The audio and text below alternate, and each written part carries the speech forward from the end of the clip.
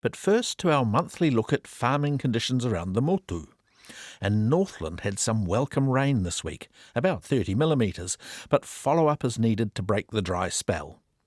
Dairy farmers are in a good headspace apparently, that's with the forecast payout going up.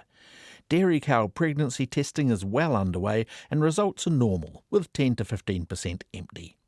The labour shortage, which has been an issue for several years, is even more dire this year.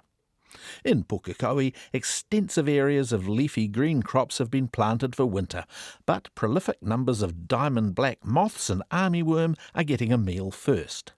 Growers are saying demand for their crops is very weak and the prices they're receiving very disappointing. On Waikato dairy farms, grass is growing, cows are milking and supplementary feed isn't needed, even though some are feeding out. The price of maize silage has plummeted. There's no demand from cow farmers and grain operators aren't interested because they still have full silos from last year. In the hot, dry conditions, the maize is ripening really quickly though, so farmers will have to cut it whether they want to or not. They just can't hold out for the market to pick up. Bay of Plenty kiwifruit growers are positive. Picking started for the new red variety this week, but some orchardists are finding quite a few small fruit in their crops, which is an issue. Gold growers are gearing up for harvest and are quietly hopeful with good volume on the vines. There is plenty of grass on King Country farms. It's not great quality at this time of year, but stock are doing okay, and at last lambs are starting to put on some weight. But as there is everywhere, there is dismay at the low prices being paid for store lambs. Early lambing farmers are putting the ram out, and those with weaner cattle to sell are preparing for sale yard fairs over the next couple of weeks. Taranaki has had what is being called a kind summer. Farms generally are looking green, but there are localised dry patches with brown pasture.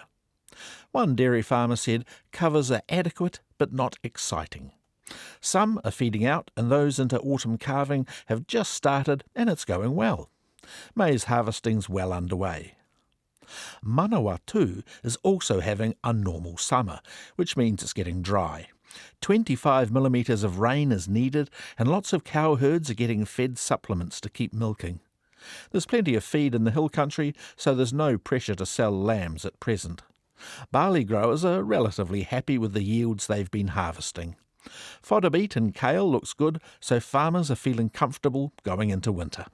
It's similar in Te Tairāwhiti. Farm conditions are pretty good.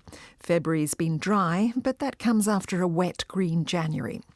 Stock are holding condition, although lambs are not putting on the weight one would hope, and generally our contact says farmers are also a bit down. They have no choice but to keep going forward, but with forestry slash still lying around, poor product prices and high input costs, they don't feel like smiling. Rams are going out here too, with more farmers getting into no-wool or self-shedding breeds because they're fed up with shearing costs and wool being worth nothing. In Hawke's Bay, the kiwifruit vines that survived the flooding have good-looking gold crops on them. Some vines have died, but generally the recovery's been better than expected. Apple orchards that growers thought wouldn't recover have, and crops are looking okay. They're flat out picking Royal Gala and Posy varieties. Wairarapa is really dry. There's been no decent rain since December, and it's getting frustrating. As in Gisborne, farmers aren't exactly smiling. Dealing with the dry, low lamb prices and ongoing cyclone recovery is taxing. The grape harvest is starting, which is a little earlier than normal. Horo Whenua is very, very dry.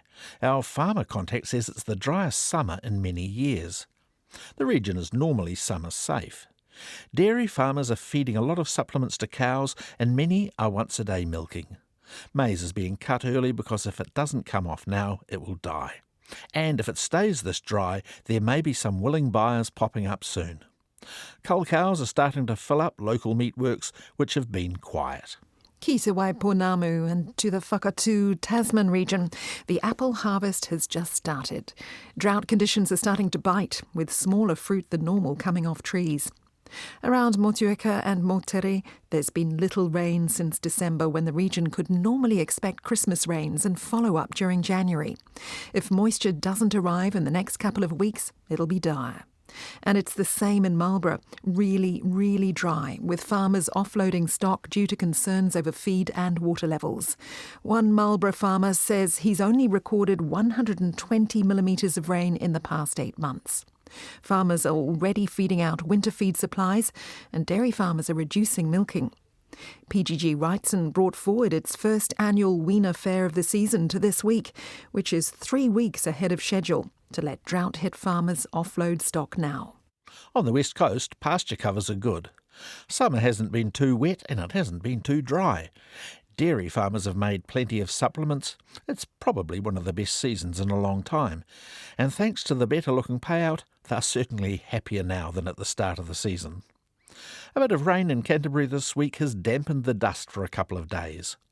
All eyes are on the rain forecast for this weekend and early next week to get pastures and winter feed crops growing again. Harvest for most is well through, with only late crops such as red clover and radish still to go. Overall it has gone well with a good period of hot, dry weather.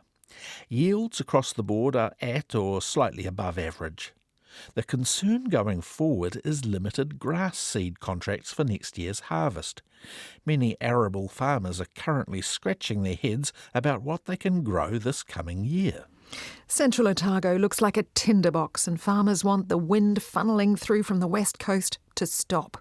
Animals are in good condition, but some farmers are now feeding out. Those horticultural and dairy farmers needing water from local irrigation schemes are finding it in short supply. They're only allowed to take 25% of what they have consent for normally. And finally, Southland is having a perler inside the farm gate and a shocker outside it, what with low prices and high input costs. Grass growth is terrific, although the north of the district's getting a bit dry now. Stock are in top order, and there isn't enough to keep on top of the growth. Fodder beet, kale and swedes for winter are looking fantastic.